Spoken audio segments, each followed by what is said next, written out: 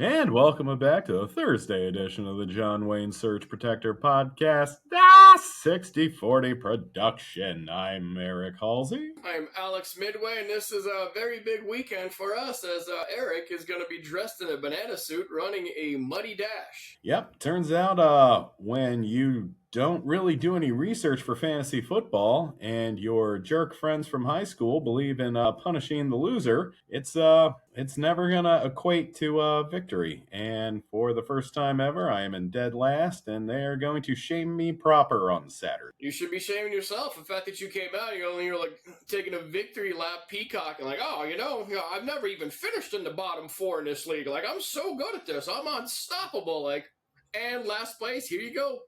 Yeah, the one thing I actually was good at, turns out I suck at now too. So just another one for the list of failures. Well, if you got last place when you're engaged, let's see how well you do when you're married. Yeah, that's true. Well, first wife threw 2 knives at me, so let's see if number 2 can get those rookie numbers up. There you go. Now, I do believe you had a little dabbling in the green world yesterday. You want to talk about that? I did. Because we're not Texas, like those psychos. I tried something called a moon rock. It's from let's call it somewhere up north, but it's essentially, if I got this right, a bud dipped in hash, then rolled in keef. You get everything in there. It's a little trifecta. Yep. And now I just need to master. Honestly, I just have to finish it and then immediately put the CPAP mask on, whether I am tired or not. Because buddy boy, did this thing lay me out like nothing I've ever tried before. Is the moon rock essentially the turducken of drugs? You know what? I can personally not think of a better example, so turducken it is. What a good one, buddy. That just come off the top of your head? Just off the top of my head. I got a good amount of sleep yesterday. I'm ready to rock and roll, baby. Well, that makes one of us. Yes, the turducken of marijuana. And honestly, kind of love it. Well, you got a little bit more left in there, so we'll see what happens. But let's speed this thing along. Technically, today is my Friday because I'm taking tomorrow off. And I'm going to go down to someplace in Arizona and prepare the cabin for the fantasy punishment. Yep, it should be fun. Cannot wait for after this stupid punishment's over so we can get to our draft. Hopefully you're nice, tired, and dehydrated. And if you pass out, you get auto-picked. Redemption Tour 2026. Yeah. We're also going to talk about another punishment you're probably going to be running next year. But moving right along, who said it in one context? It was, hey, what's that thing over there getting bigger? Who said it and in one context? I don't know. It sounds like a Lindsey Graham thing, but I know he would know what's getting bigger. I don't know. You got me on this one. So this is kind of a late minute thing. It's something I noticed pop across. Apparently, after we left you guys on Tuesday, on Wednesday, Ukraine took a couple of those scalp missiles they got from the British, and they went ahead and launched them towards a place in Donetsk. And that place happened to be where all the actual staff leadership of the 51st Army of the Russians were meeting, and they just took 13 cruise missiles into their little hut. So currently the entire leadership of the 51st Army of Russia is currently 6 feet under. Well, set your Russian flags to half. Who cares? This is fantastic news. Can't even go sarcastic on this one. How do you not have a designated survivor? It's like, all right, all hands meeting in this one building. He's like, but you do know the Ukrainians have cruise missiles. Like, shut up, they'll never reach here. Like, hey, what's that over there? Neil Brennan had this great little joke in one of his stand-ups where he was like talking about all the MAGA guys, all the big 2A fellas. We're like, my name's like, we should just do a military games where it's like 100 or 1,000 of MAGA's 2A guys versus like 2 guys from the armed forces, just to see how things would turn out. And they'd be like, my name's Andy Baker. I'm using my AR-15 and 1,000% confident. And the guy's like, my name's Staff Sergeant blah blah blah, and I have a Predator drone. and it actually works because everybody's kind of huddled in one spot. So he's like, I don't know if this is legal, but I have a drone. Yeah, it's so funny. He's so funny. I'll see if we can find out. I'm going to leave that in the show notes. But moving right along to the Tesla ticker, it went from 350 to 354. And we talked about this a while back, but I figured I'd bring this up again. They were comparing Ford versus Tesla, and as far as the numbers, obviously Ford's a bigger company, but Ford's market cap is $55 billion, which is the 471st most valuable company. And Tesla is 1.4 trillion market cap, which makes it the 11th most valuable. Now, Ford brings in every quarter about 50 billion, 48 billion, and Tesla does about half of that at 26. So Ford brings in about 80% of its market cap every quarter, and it would take Tesla 14 years to match what it is worth. I always find it hilarious when looking at the numbers for Tesla. Well, we're not I don't know, math people, I guess, but it feels like having a whole industry based on like you're worth more as potential. You never want to become, like you never want to have an actual price attached to you. It's all about your potential price. Seems ridiculous. Every time we talk about Silicon Valley, Trace Commas, he's like, no, you never want to tell them what you're worth. Yeah, exactly. And it's 100% right. We're getting rust over here for no reason. I always thought like the stock market is just driven by numbers. Like I watched Billions, they have quantum computing and everything else. But at the end of the day, it's how a stock makes some broker feel somewhere. Yeah, no, it's you take all the math in the world and your quantum, whatever, blah, blah, blahs, and you're like, all right, we have all the computing power on Earth. Like, what do we do on? Like, let's just go off vibes. It's just some 16-year-old girl with a mood ring telling you whether to hold or buy. Yeah. It's, I mean, how is this legal? Like, why? This is so rigged. I hate this. Well, we're gonna get into that one real quick because SpaceX went from $1.38 to $1.39, and I believe that moved up slightly because JPMorgan updated their target for the SpaceX stock to 240. The banker's higher evaluation reflects its expectation that SpaceX could generate $1 trillion in revenue by 2030. That's a whole year faster than it was initially anticipated. And this is great because in 2025, their revenue was $18.67 billion. They would have to more than 50x it in 4 years. But JP Morgan said they'll do it. And do you know how JP Morgan is relevant? No. What are our good friends over at JPMorgan attached to this? JP Morgan was also the underwriting company that helped take the SpaceX IPO. So it's essentially like a parent telling you that this kid's going to be a D1 athlete while he's out there eating glue. Huh. So you're not disputing this is a hoax and a scam. Isn't that like a conflict of interest? Yes.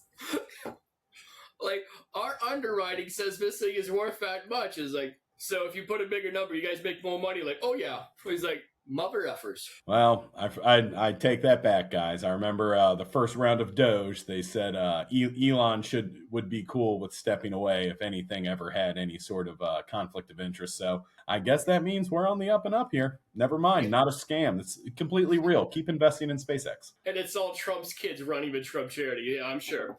Yeah, but exactly. Let's move it on overseas. We started off with Ukraine. We're going to do a little bit more of a Honey Badger stand update. It's not just the guys in the Donetsk region that caught it. Apparently, there was a lieutenant colonel in the armed forces, and he got into his car out in St. Petersburg, and the bad boy blew up. It took him out. It damaged, it hurt his wife. It didn't kill her. So essentially, even when Ukraine does precision strikes trying to take out a general, they only focus on the one guy. If it was a Russian car bomb, that thing would kill everyone inside, take out a city block, and it would wait to detonate it until it passed by a school bus full of disabled kids. Yeah, you know what? Sorry for this guy's wife, but I don't know. I'm guessing if you're married into it, you probably deserved it too. So his wife probably got off lucky, and I hope the beginning and the very end of Casino is what this looked exactly like. Essentially, it's this. What's it called? Stormtroopers on a Death Star. If you are a relative of a stormtrooper on a Death Star, you can get it as well. Now, did Ukraine wait and let her, try to recover and then open fire on all the medical services that came to try and help? They started double tapping the ambulances. No, it was just one thing. So they didn't then cover that car in like 300 You broke up there for a quick sec. What was Oh, that? so Ukraine did not then cover this car in 370 bullet holes? They didn't BB it. Oh, okay. So not a war crime. All right, never mind. You're doing good. You're all cool on my side, Honey Badger Stan. They've been doing all right, but Ukraine also cares about its own people. While they've been launching drones towards Russia, they also developed something called the Meatla One. And everyone's been talking about how to defend on drones. And again, Ukraine just has a CVS or a dollar store to pick from. And you're like, I don't know, man. What do we have? Like, we have a net and a flare gun. Like, F it. So the Midla one is essentially just launches a net. And it takes about it's 0.2 seconds from the time you pull the trigger to when it launches. It seems to be rather effective at stopping these things too. So they've been coming out with stuff to defend their troops and show them that they're actually valuable. Whereas the Russians keep releasing videos for recruiting. They're like, come join, save your family because you don't have a job anymore. Like, what the hell? So this thing just launches a net that scoops up the drone? Yeah, so it's kind of like if you ever seen Gladiator, like when he was out there with the whole net thing, like, and he throws the net on there. Like, it's a small pistol, like the size of a flare gun. You point it at the drone, you launch it, and then it just, since most of these things have propellers on them, once you tangle up with propellers, it'll come down. So it's got a decent range on it, so it'll stop it from hitting you dead on. I can't wait to find out it's not an actual flare gun and they had to construct the launching mechanism with like a greeting card they found in aisle 4, like a do-rag from aisle 7. They're MacGyvers. Should have called it MacGyver's stand. Originals. Like, yeah, we got these at Halloween, and I don't know, use the candy to make something. Honestly, should have named this thing MacGyver Stand, but yeah, just hats off. This Ukraine, just the mighty Ukraine. They've been doing all kinds of things, and people have been taking notice because even mother effing Laura Loomer is out there talking about Ukraine, and it's not in the sense where she keeps calling them Nazis. She criticized the U.S. for actually making a trip to Moscow, while the negotiating dream team of Kushkovs keeps using, oh man, there's a tax, we can't visit Ukraine. But they keep flying into Moscow to negotiate down there. Also, like last episode's art, you would have seen Mike Tyson wearing a traditional Ukrainian shirt. That's because the woman who raised him was actually Ukrainian. Just recently, Terrence Crawford, a former boxing champion, was down in Ukraine and visited a children's hospital. And it's insane, like all these people coming out, but I guess Russia still has Steven Seagal. Buddy, the whole like rise of Tyson in the late 80s, just murking people like in 30 seconds, makes a lot more sense now. Now it's got all that Russian that Russian raising. Ukrainian, but yes. Oh, sorry. Yes, sorry, I meant Ukrainian, but it was. I had no idea. You know what? He did beat some women, so that could have been the opposite side. He did scream some terrible things at that reporter. Yeah, they started biting ears. Like, that seems like a boot move. And also, how bad do you have to suck to start losing that moon face Laura Loomer? Like that woman's repugnant, has no redeeming value, and even she's like, no, these guys have gone too far. Well, I mean, they made the actual thing of actually talking to Ukrainians, and it's the one thing that racist people never do, or anybody on that thing. You'll never have a conversation with someone else that you're told to hate, because then you're like, oh, this person's just like me. They're no difference. They just want to live on this planet and have fun. Like, everything I've been told is a complete lie. And she actually took the moment, went to Ukraine, looked at it, instead of cashing a check from Russia to pair a bunch of propaganda like Tim Pool, she came out with the honest opinion. Well, and you know what? Congratulations, Laura Loomer, to joining the human race. And you're welcome to continue to question all of your things until, you put some racist report out about some black kid holding up a gas station. So, Ukraine has also been doing some proactive things. Some people have seen the light themselves, but Ukraine's also doing some things in the future because they handed out the Order of Liberty to Elon Musk, and some people say it's because Zelensky kind of is pitching the idea to Elon. He's like, hey, man, why don't you turn on our Starlink access all over Russia so we can go ahead and get a flamingo elected to the Kremlin. And whatever it takes, man, some of these like egomaniacs love having their ego strokes. If you got to give them some award or anything else, do it. Yeah, if Elon does this and gets this, lets Ukraine finish this war, I'm willing to go back to neutral. I will not be pro Elon, but I won't actively go out of my way to swerve at Cybertrucks. It's always fun cutting one of those cars off because they do have to stop. Yeah, no, it is amazing, and I will stop that. We won't be friends. We won't like you, but we will stay neutral if you turn everything on and help Ukraine. You know what? Ceasing hostilities is a move in the right direction. And one thing, every time we do this update, I always like to say about something burning in Russia, because there's a lot on my feed that comes across and it makes me feel happy. So down at the Amur gas chemical complex, this is actually a joint venture between Russia and China. They've been building this bad boy for the past 7 years. It's cost about $11 billion, and it's about 3,700 miles away from the Ukrainian border. They were getting to the finishing steps, and they were getting ready to turn it on, running through some checks, and boy, did this thing go up in flames because a bunch of things blew up on there. And technically, there was no drone in the area, but there was also no drone in the area in St. Petersburg when that car went up, so you make your own assumptions. It's starting to feel like, do you think Russia's getting paranoid where, like, anything bad happens? They're like, it's Ukraine. It's got to be Ukraine. Zelensky's just a mastermind. Like, he's the, what was it, the League of the Hand or whatever it was from Batman, where they're like, these ninjas just keep jumping in here, ruining everything. He's essentially, Zelensky's a stonemason. He's everywhere and nowhere at the same time.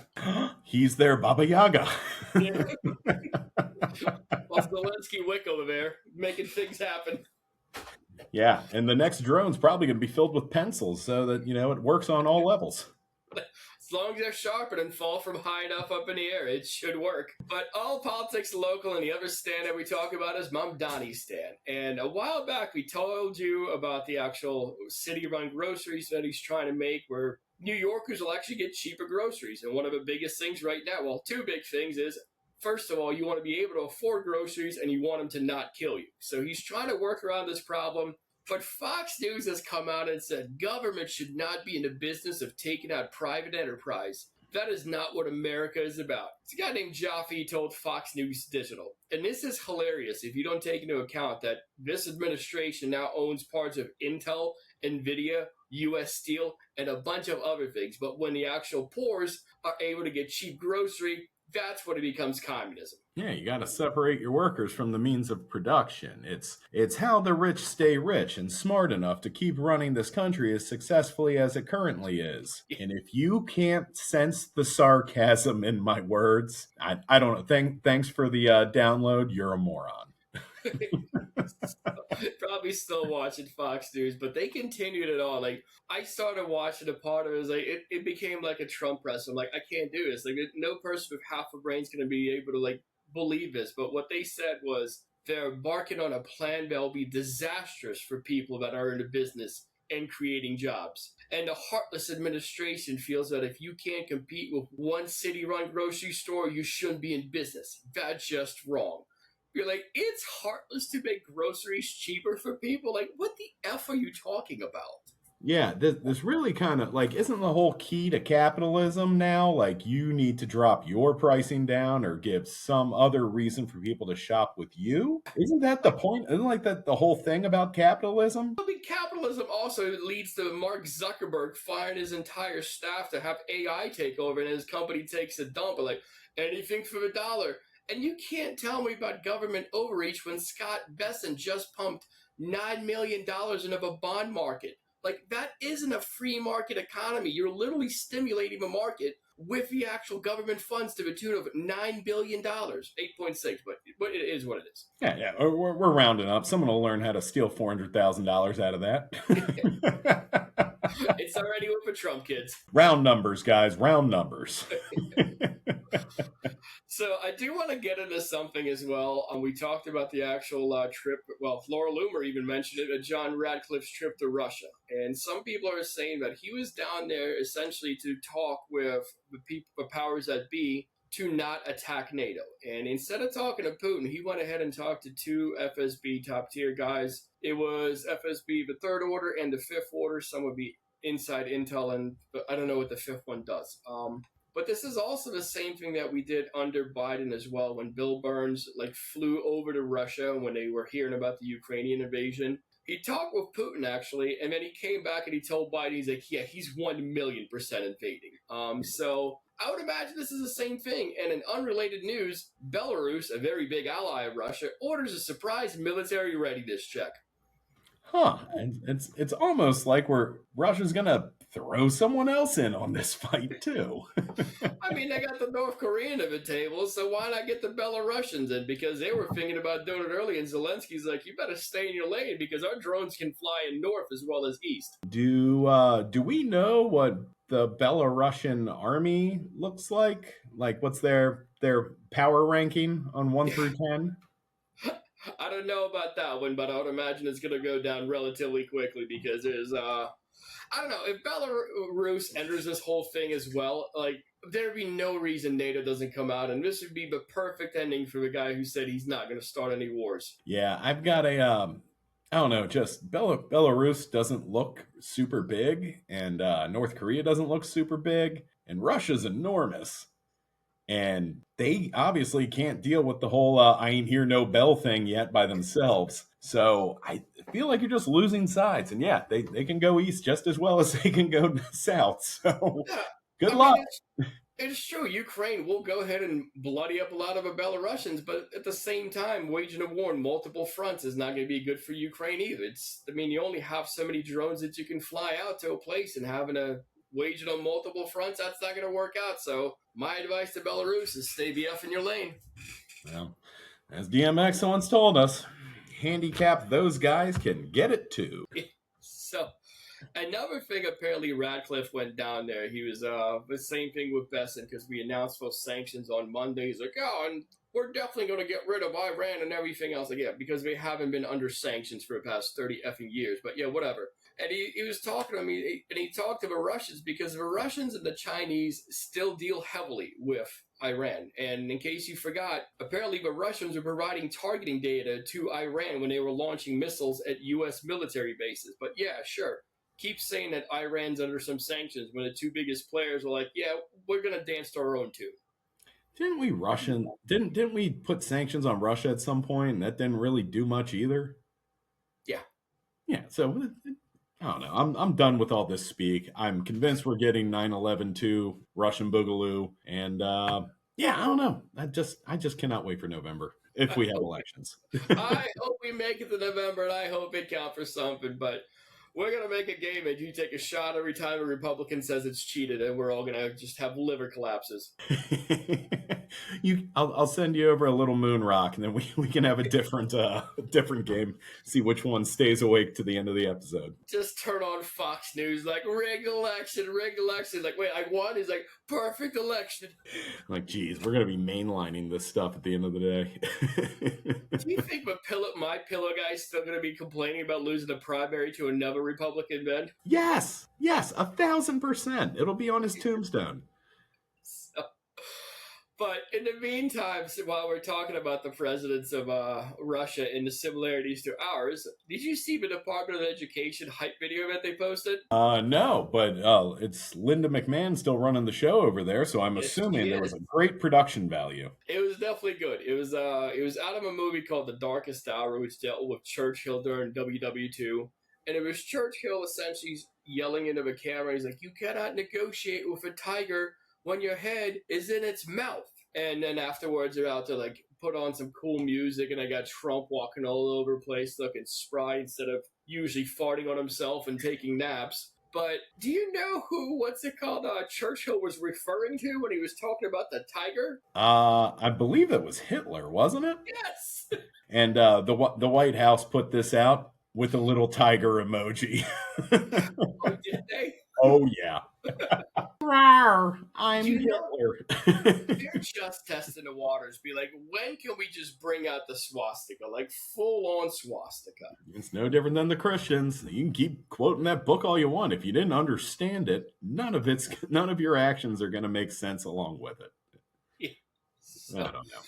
But essentially, our tiger president went ahead and we didn't really touch on it too much, but we have a tariff war with Canada. And God bless Canada for being like, you know what, we're done with this. Like, this is stupid. He's like, we're not going to play with this. He's like, you want to do tariffs on us? We're doing tariffs right on back on you. And our president's response, he's like, I'm going to rename one of the lakes in the Lake America. It's like, you effing idiot. Like, my toilet paper has gone up in price. Like, the aluminum goes up in price. A lot of, like, any kind of lumber that we build houses with is going up in price because we get all that from Canada. And why? And Sudbury is an enormous hub for blueberries. And guess what? Those ones don't kill us. Well, we're going to get herd immunity one way or another. I guess.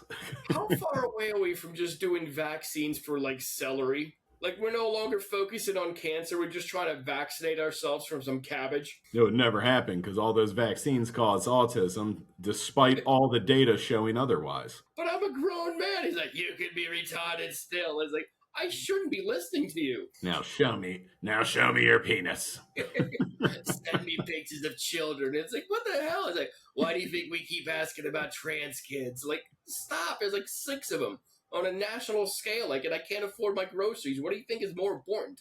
The kids? Like, no. Canada. Renaming a lake. That's what Americans need right now. You moron. I had this one sent over to me earlier on, and what was it? It's Canada should change the name of Lake Michigan to Lake Obama. Canada, this is your shot. We're already losing in Iran. We don't have the time or energy or bandwidth to fight 2 wars. This is the ultimate FU. Lake Obama is so funny. All right, hold my beer for a second. What about the Strait of Hormuz? Now, that one I think we've heard once before. Lake Obama is new to me, and I am 1,000% in on it. Fair enough. We'll see what the Canadians do, but I feel like Trump would literally just leave Iran and start bombing Canada. He's like, they can't do this to me. Like, sir, they're an ally. Like, they called Obama. He's like, I gotta bomb a lake. Like, this. Now we're completely out of cruise missiles. Honestly, Mexico should go to rename the Gulf of America the Gulf of Obama and just see what happens. Just start hitting the oceans on both sides. Why not? Who cares? If you know he's just going to crash out, why not? Every island is now an Epstein Island and just a complete global movement. I love it. Lake Obama, I'm 1,000% in. That I'll donate to. Just to rename it all the placards. I'll donate a couple bucks. So far, our currency is still doing slightly better than the Canadian dollar, but we're working our way to even Steven soon. Yeah, give that about another month.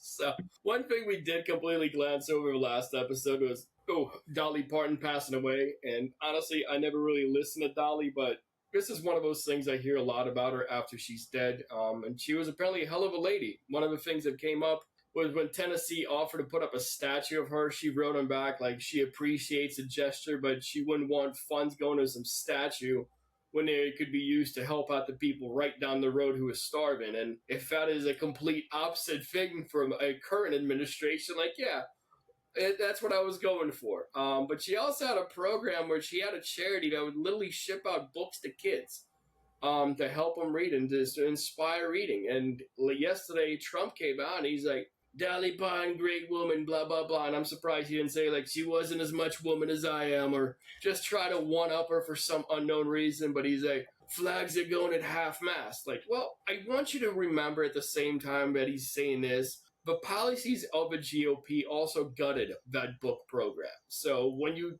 lowering a flag to half-mast means nothing if you did nothing to help out that person. I agree. I do appreciate at least the, acknowledgement of like, all right, she's been a superstar since like the 60s. So I do appreciate that much. But yeah, they absolutely tanked her, the charity that she set up. And you know what? She dumped a ton of her own money into it.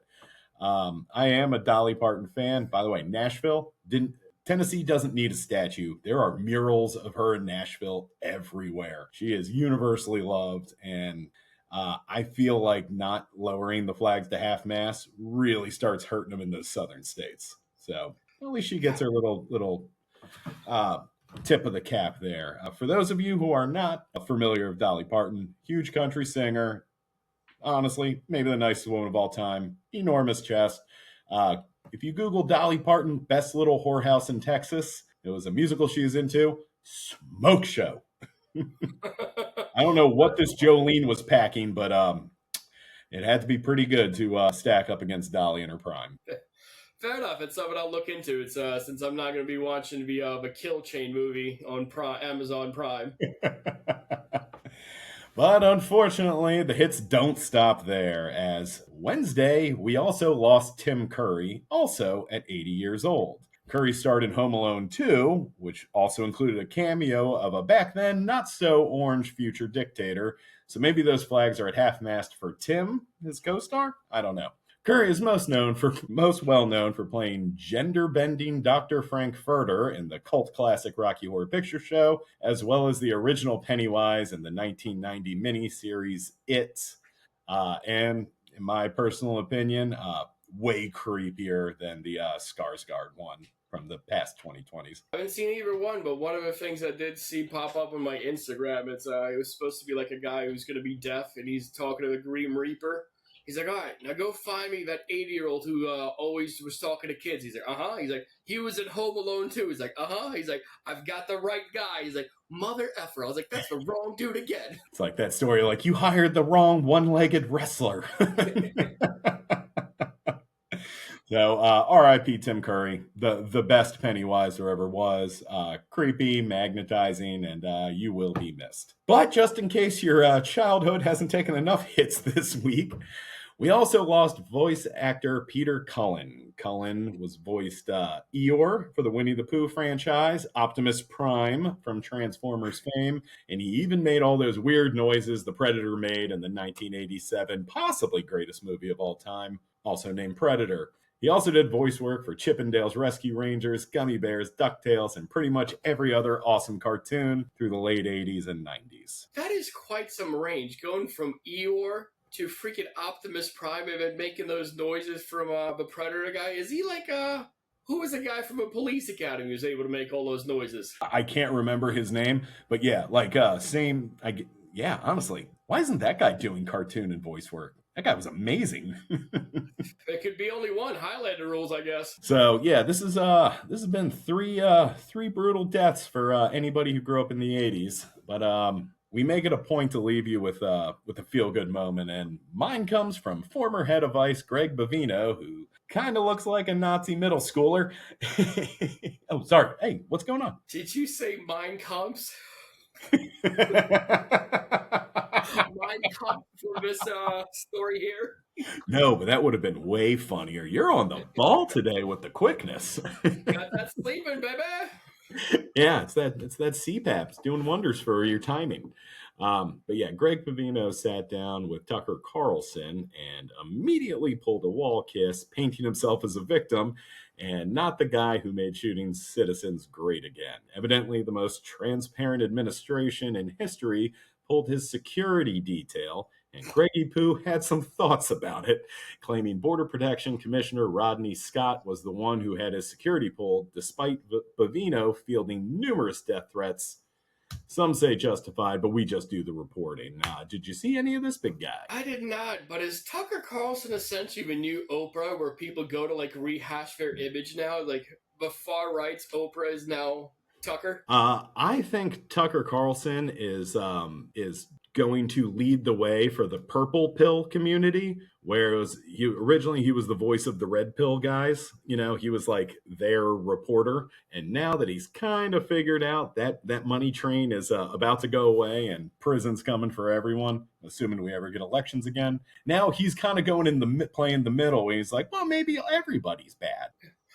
Well, Democrats and Republicans are pretty much the same. Like, they are not. It's not even close. That's funny, because you sitting there with your talking head and your stupid bow tie told us the exact opposite for like 20 years. I'm just asking questions.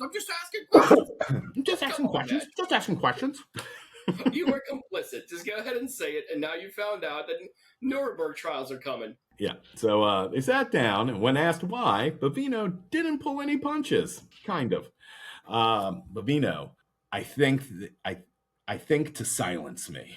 Tucker, since silence like gets you killed, because that's what it sounds like. Bavino, yes, I'm in a running battle every time I go out. I mean, every time. Do I think they want me killed? Absolutely. But then he came through and quickly added, I don't think Trump would, though, explaining how he thinks others in the administration are trying to keep the situation away from his Orange Messiah, saying Trump would have an absolute panic attack or heart attack if he ever learned of what CBP and the United States Immigration and Customs Enforcement were trying to do to anyone that disagrees with them. It's everything Trump did, except for we're not blaming Trump because Orange Daddy just gets it done. I don't know. It sounds like the farmers and the ranchers, like, oh, I think Trump's doing a great job, but everybody else is the problem. And to Gregory, I do want to say the ghost of Yevgeny Prigozhin is on line one if you want to talk about how an administration treats the people they discard. But yeah, it's the most hilarious thing. And like, none of these people want to admit. It's like, well, I think Trump's just being advised wrong. He's like, what about this clip of him coming out and saying, he's like, I hate your faces. Like, I'm importing this beef and I'm jacking down the price. Like, that's AI. Is like, this is him tweeting it from his Truth Social account. He was hacked. It's like, this is him literally right down there pointing at you and giving you a finger. He's like, I'm asleep. Like, Jesus Christ, man. Just admit you voted for the wrong guy. No, yeah, the most shocking part of all of this interview was it did not end with why did Joe Biden take my security detail away? And so there was Hunter on his laptop hacking me. It's like, come on. Yeah, 100%. So from everybody here at JWSP and 6040 Productions, I hope the ghost of Alex Preddy kicks you dead in the nuts and gets to laugh at you as you fall down to hell, allegedly. I mean, he's going to hell. Like, there's no allegedly about it. If it exists, that's where he's going to end up. But I think I'm going to go to heaven and watch me some Bills preseason football before the real season kicks off soon. And before I watch you run around in a banana suit. Yep. And I'm going to go back to Moonrock midnight. So I will see you then. I'm Alex Midway. Everybody enjoy your weekend. I'm Eric Halsey. Daddy, chill. Later, Gators.